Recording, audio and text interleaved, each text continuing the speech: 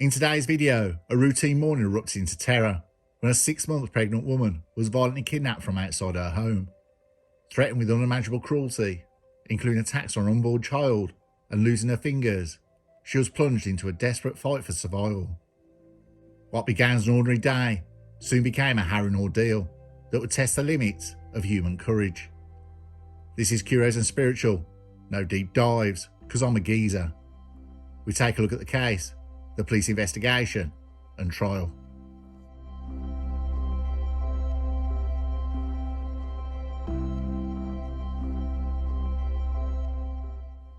On the morning of the 10th of May 2024, in the unassuming borough of Enfield, North London, a 36-year-old woman stepped out of her home to do something that couldn't have been more ordinary. She was waiting for a taxi to a personal training session. There she'd meet her sister and mother. She was 6 months pregnant, balancing the demands of daily life with a strange new rhythm of pregnancy, and probably preoccupied with whether her trainer was about to spring more squats on her aching legs. What she was not thinking about, because no reasonable person ever does, was whether 3 men in a Ford Transit van were about to make her the unwilling star of a real-life crime thriller. And yet, that is exactly what happened. The van, a white Ford Transit, because of course it was a British criminal cliché, as dependable as cups of tea and fish and chips. The Transit is a unique beast of a motor. It drives and handles like a sports car. The rear jumps to wherever the front wheels are pointing. I tell no lies, I've had many of these. It's the best van you can buy. My fave is a double crew tipper. Anyway, back to the story. The transit van pulled up beside her.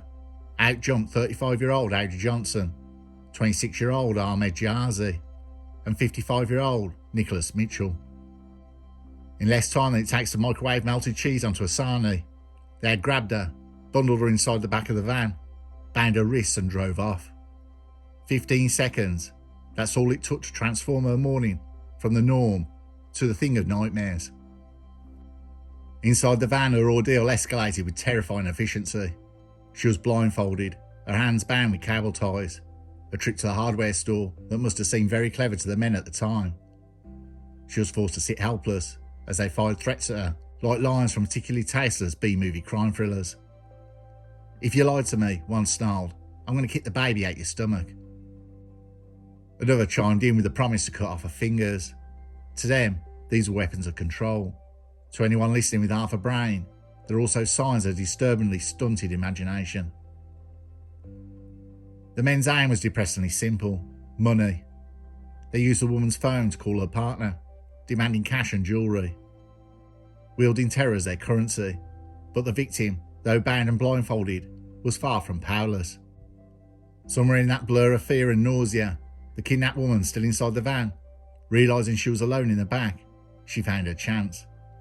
By sheer courage and determination, she pulled down her blindfold while the 3 kidnappers were in the front of the van.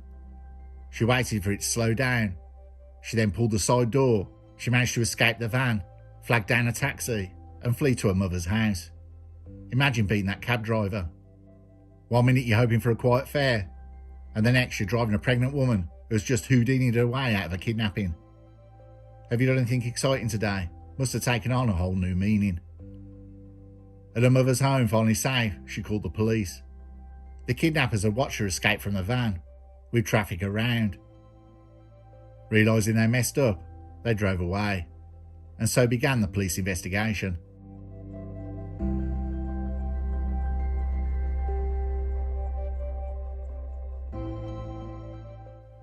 Amateur hour was now over, and the police was not messing around. It was bumped up. Enter the Metropolitan Police Flying Squad, known for tackling armed robberies and serious organised crime.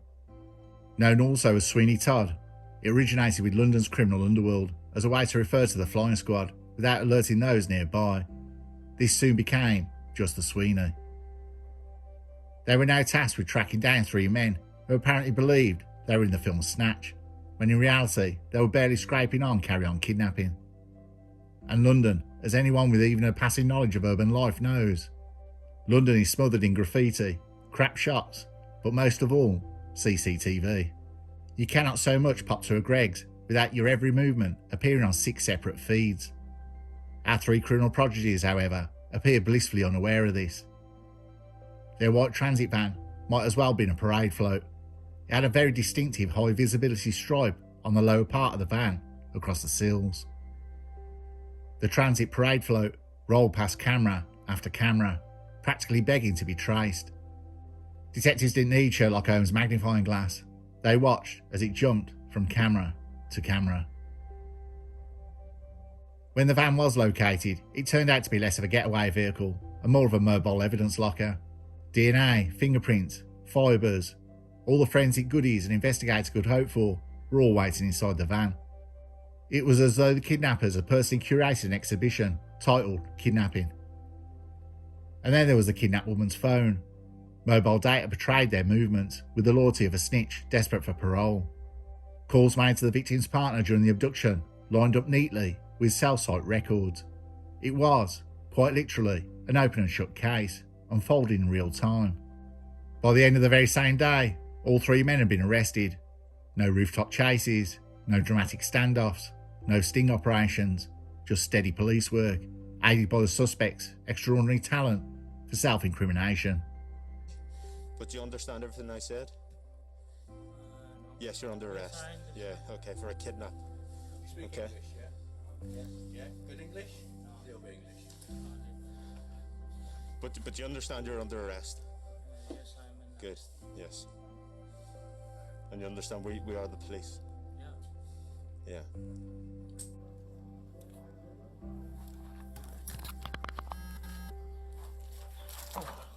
Yes, bro, you right? Alright, I want to ask you, you're getting nicked, mate. You're under arrest, right? For kidnap. So put your hands, show me your hands. Oh my god.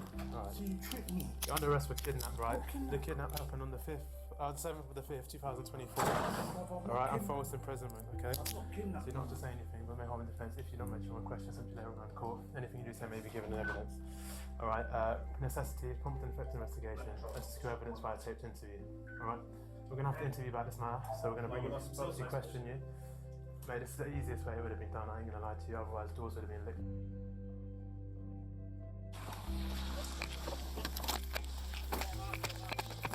At the car, mate, you're under arrest. Come out. Come to the strap. Alright. Let you know my name's TC, man. You know my name's TC. You're under arrest for kidnap. Okay? I'll tell you the rest in a moment. You don't have to say anything, but make up your defense. Second cuff, please. Flying squad officers, hang on, let's call them by their name, the Sweeney. Love it. The Sweeney had found intelligence that this gang were contracted to do the kidnapping. Someone had paid them. No details have been released who contracted the job, if they are known or still in the country. For the officers, there must have been grim satisfaction. This was a vile crime committed against a vulnerable woman, pregnant and terrified, subjected to threats so grotesque they could chill the blood. The investigation was meticulous. Nonetheless, detectives understood that the cruelty of the crime demanded airtight evidence. Every cable tie, every fingerprint, every second of CCTV footage was documented and cross-checked. The victim was supported by specialist officers, helping her navigate the trauma while preparing for her to testify. For the Sweeney, it was not just about catching criminals, it was about ensuring justice could withstand the scrutiny of the courtroom.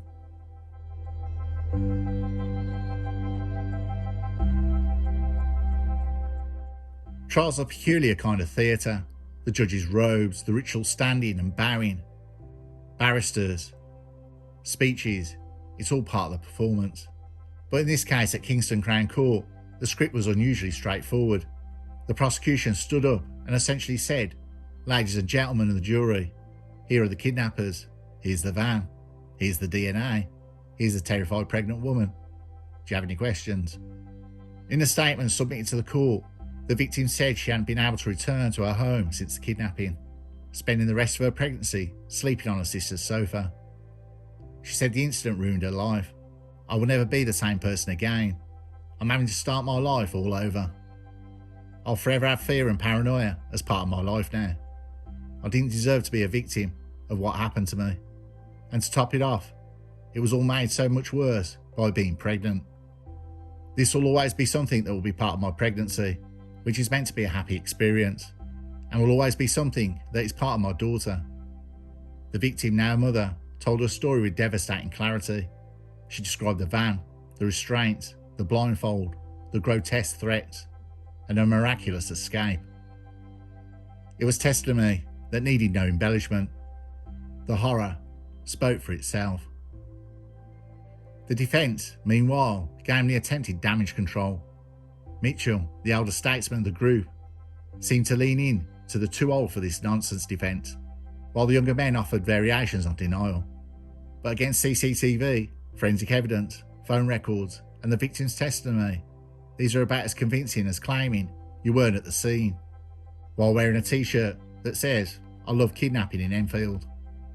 The prosecution hammered home the premeditation, the cable ties, the van, the coordinated approach, the ransom calls. This wasn't a drunken impulse. It was deliberate, calculated act of cruelty. The jury, tasked with impartiality, did their duty, but one imagines they didn't need long tea breaks to mull it over. Guilty verdicts came back. Sentencing was the final flourish. The judge, unimpressed by their amateur theatrics, laid out the seriousness of their crime: abducting a pregnant woman, threatening her unborn child, attempts extorting her partner. The sentences were: Adi Johnson, 35 years old, of Northolt, was convicted of conspiracy to kidnap and was sentenced to 5 years and 4 months. Ahmed Yazi, 26 years old, from Luton, was sentenced to 7 years for conspiracy to kidnap. Nicholas Mitchell, 55 years old, of Barnet, was sentenced to 9 years for conspiracy to kidnap.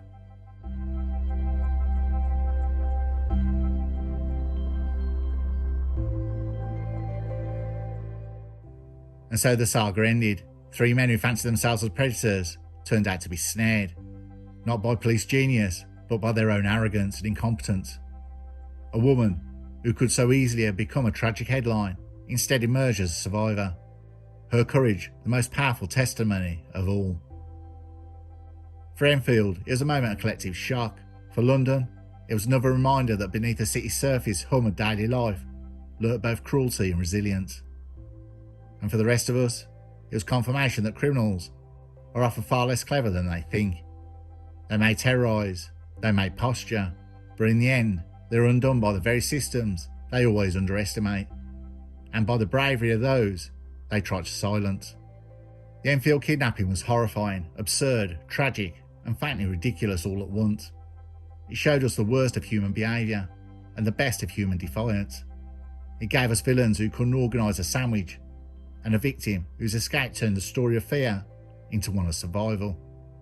If crime is theatre, then this case was a 3-act play that began in cruelty, descended into farce, and concluded in justice.